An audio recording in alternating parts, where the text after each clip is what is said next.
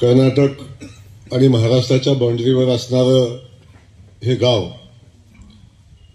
आणि या गावाच्या आपल्या सगळ्यांचं श्रद्धास्थान सोमेश्वर असेल, सिद्धलिंग, बनसिद्धेश्वर मंदिर, हे दोन मंदिर मला वाटतं आता आहेत. महाराजांनी मला दाखवली की हे दोन या ठिकाणी आहेत. आपल्याला सगळ्यांचं श्रद्धास्थान आहे आणि आपल्या सगळ्यांना वाटतं की या भागाचा विकास झाला पाहिजे. आमचं हे श्रद्धास्थानं, प्रेरणास्थानं ती मजबूत झाली पाहिजेत अशी आपल्या सगळ्यांची भावना असते.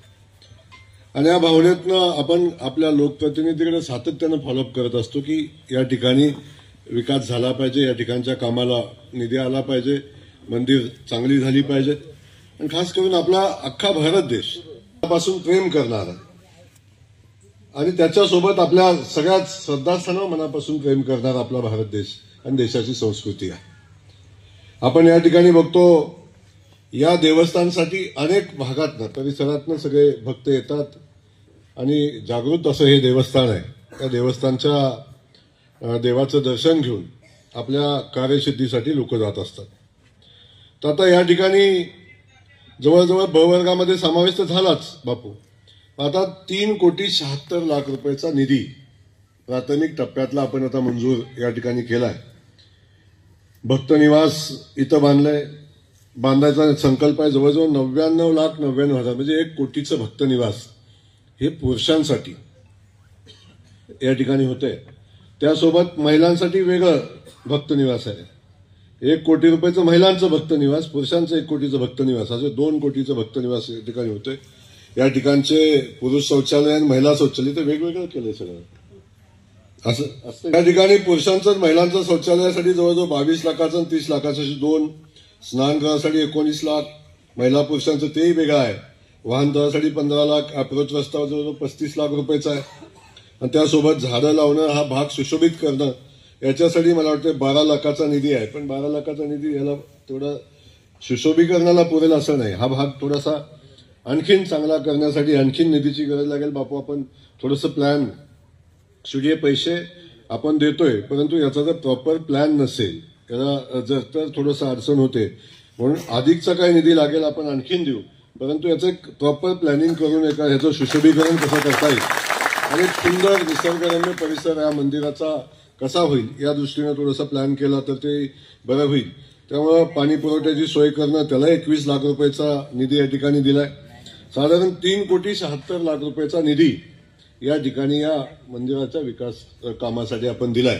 त्यामुळं खास करून बापू आणि आपल्या सगळ्याच गावकऱ्यांचं मी मनापासून त्यांना धन्यवाद देईन की या भागाच्या विकासासाठी आपण सातत्यानं प्रयत्न करत असतात. सरपंच महोदय उठले भाषणाला, सरपंच तर वाटप करून निम्म घेतले, पण सरपंचाचं भाषण मात्र पतीनं करून टाकले. पण या ठिकाणी आपण अनेक गोष्टी या ठिकाणी सांगितल्या, सरपंच महोदयांनी सांगितल्या, बापूंनी अनेक गोष्टीचा उहापोह केला. मला वाटतं आम्ही बापू अतिवृष्टी आपल्याकडे झाली त्या अतिवृष्टीची पाहणी करायला आपल्या गावामध्ये आलोत आणि आपण बघितलं की आजूबाजूचा सगळा परिसर पाण्याखाली होता, पिकं पाण्याखाली होती, रस्त्यावर पुलावरनं पाणी वाहत होतं, आपल्याला यायची अडचण होती. आपण त्या पाण्यातनं गाडी घालून पुढे आलो आणि असं पुढे गेल्यानंतर बघितलं की रस्ता वाहून गेलेला होता, पूल वाहून गेलेला होता. आणि हे जेव्हा बापूंनी मला निमंत्रण दिलं तेव्हा माझ्या लक्षात आलं की आपण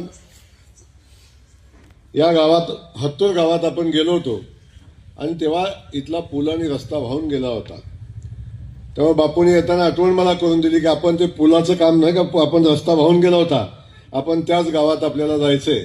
बापूंनी मला काल आठवण करून दिली आणि जेव्हा बापूंनी आठवण करून दिली तेव्हा मी सांगितलं की आता मला माझी भावना अशी झाली की जाताना किमान आता हे घेऊन गेलोय, परंतु जाताना आणखीन काय आपण देऊ शकतो जे आपल्या हातात आहे ते तातडीनं. मी कालच सूचना दिल्या, मला वाटतं जिल्हा परिषदेनं प्रस्ताव पण तातडीनं मागवला आणि पुलाचा आणि त्या रस्त्याचा जवळजवळ 1,90,00,000 रुपयाचा पूल आणि रस्ता आपण जो वाहून गेला तो सगळा रस्ता आता आपण मंजूर केलेला आहे. त्याचं टेंडरची प्रक्रिया होईल आणि बापू आता जवळजवळ 2 कोटी रुपये, 1,90 म्हणजे 2 कोटीच्या आसपासचा निधी, आपण तर 1 कोटी मागितलं सरपंच. एकच कोटी मागितला होता.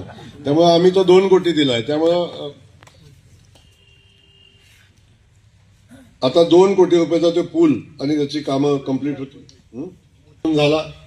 बापूंनी मला गाडीत येताना बापूंचं सातत्यानं सांगणं असतं आणि आताही गाडीत येताना सांगत होते की जमीन वाहून गेली, त्याचे पंचनामे होत आहेत, काहीचे पंचनामे झालेले नाहीत, काही पिकाचे पंचनामे मला वाटते बहुतांश झालेले आहेत.